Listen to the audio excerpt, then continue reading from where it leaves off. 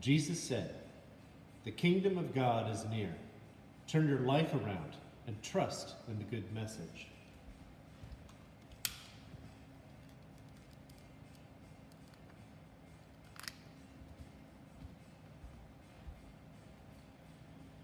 Jesus said, "Blessed are you who are poor, for yours is the kingdom of heaven."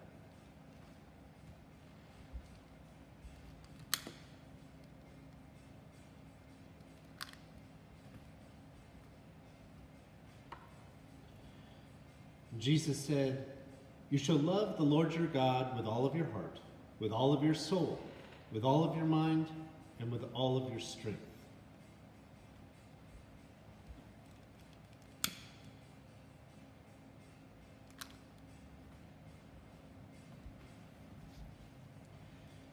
Jesus said, "You shall love your neighbor as yourself."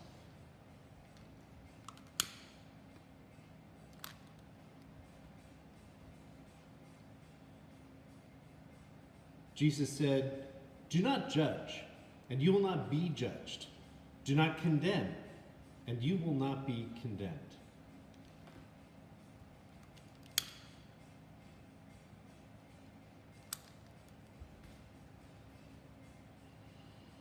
Jesus said, "Love your enemies. Do good to those who mistreat you."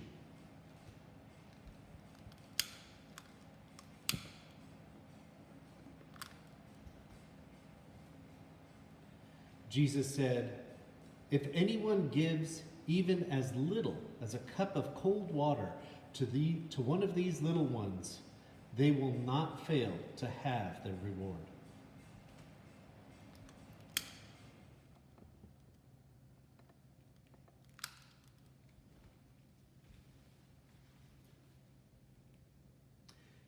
And Jesus said, "I have not come to bring peace, but a sword."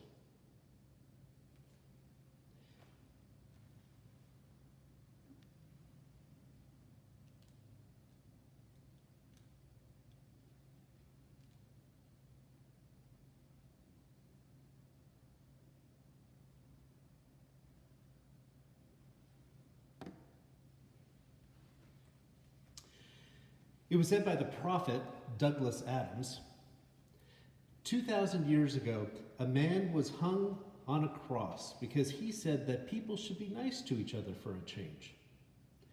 And many theologians have said, and contrary to this, no one kills another person because they tell people to love each other. And maybe that's true, but people have killed others because they have acted on love. So let's say that you're sitting around Thanksgiving table and the subject of politics comes up. One candidate is talked about who is cruel to immigrants, heartless to the homeless, doesn't care about the rights of people, and is focused on his own ego and just wants to line his own pockets. Another candidate wants to free immigrants, house all homeless people, give equal rights to women, and is passionate about taking money from billionaires and giving it to common people. Won't there be, let's say, an argument at your Thanksgiving table? Maybe a bitter argument? The family and friends might be divided, and people won't be talking to each other for long after that. Politicians have insulted each other, beaten each other, killed each other, because they do not care about love, they care about power. And when a politician speaks of love, they are talking about all the power and money and control be transferred from the actions of hate and security and personal gain in order to make it all available to love. And that, to the other parties, is unacceptable. Jesus knew that he would die when he walked into the place of power, Jerusalem, which is the Jewish Washington, D.C. of his day. And he demanded that power be transferred to the poor, the oppressed, and the unheard. Jesus knew something else too. Any one of us who demands that the power of the world be used for love will be persecuted. He promised that. That's not just an idea he had. He actually promised that we would be persecuted. Jesus does not call us to be neutral parties. He invites us to the kingdom to be on a specific side and to stand for them, recognizing that the cost begins with our families. Jesus said, "I have come to turn a man against his father, a daughter against her mother." If we stand for power to be put in love's hands, our families will be divided. Jesus said, "Whoever does not surrender everything they have cannot be my disciple." If we stand for power to be put in love's hands, then we must surrender our power to be put into the hands of love as well. Jesus said, "Whoever finds their life will lose it, and whoever loses their life for my sake will find it." Our lives are to be forfeit for the sake of love.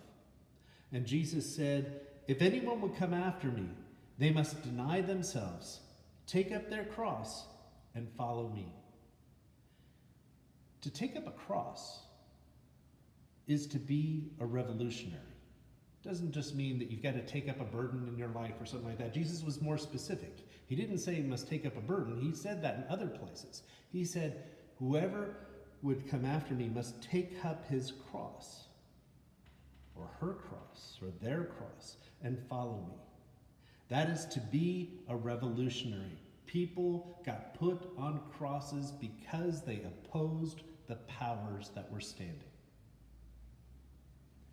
To stand for love, no matter what the cost, even when they come to arrest you, when authorities mock you, and when they condemn you for who you are, declare you guilty, and sentence you to death, that is the cost of being a revolutionary, even a revolutionary of love.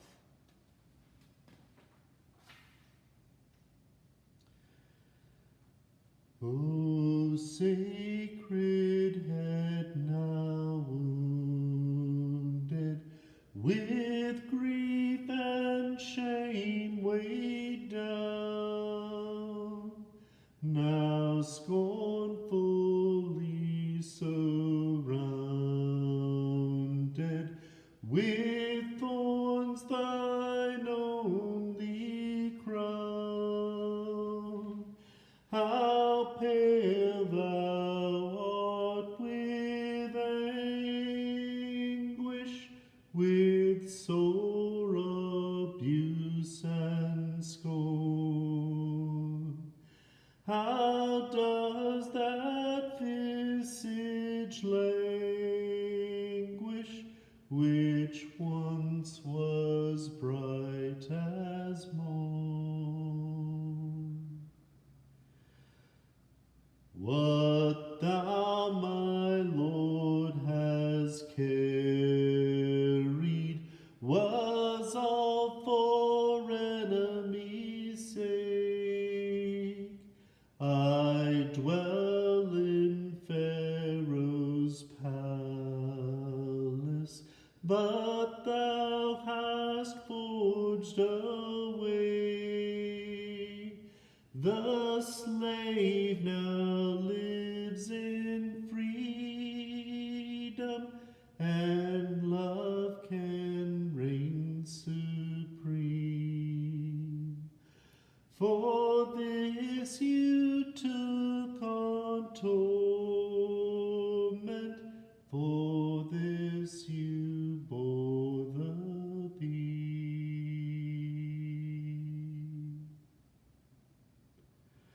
What language shall I borrow to thank thee, dearest friend, for this thy dying sorrow, thy pity without end? Oh, make me thine forever, and should I fainting be,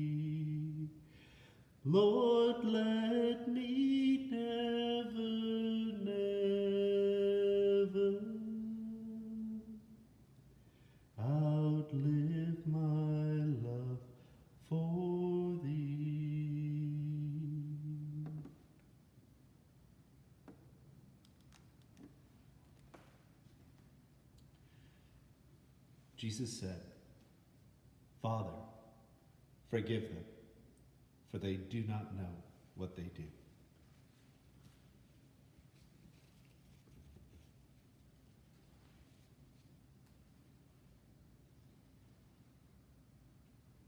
Jesus said, today you will be with me in paradise.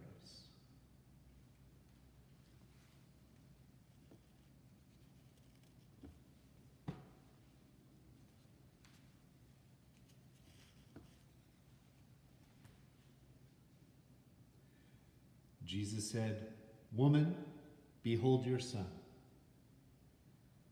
and you, behold your mother.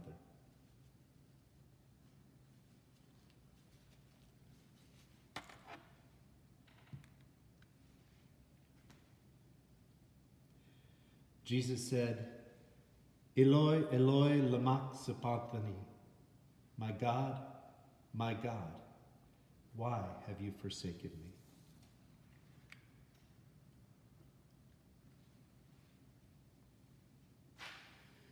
Jesus said, I thirst.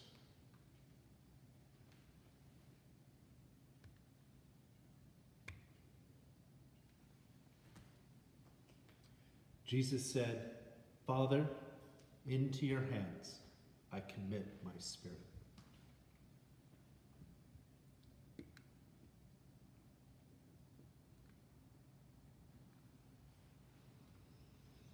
And Jesus said, it is finished.